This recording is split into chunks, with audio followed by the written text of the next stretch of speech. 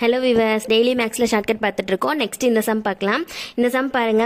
இந்த சம்மில் வந்து நம்ம கன்ஃபியூஸ் பண்ணுறதுக்காக புள்ளி வச்சு கொடுத்துருக்காங்க. நம்ம எப்பவும் போல் போடுற மாதிரியே போடலாம். 8.94 அது ஒரு நம்பரை வந்து 3 டைம் மல்டிபிள் பண்ணியிருக்காங்க. நடுவில் மைனஸ் சிம்பிள் கொடுத்துருக்காங்க.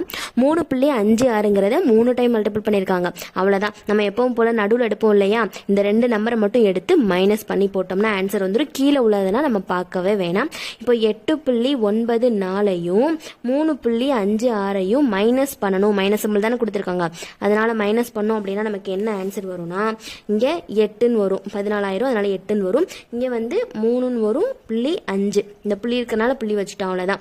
5.38ங்கிறதா இந்த சம்கான ஆன்சர். ஆப்ஷன் சியில் இருக்கு.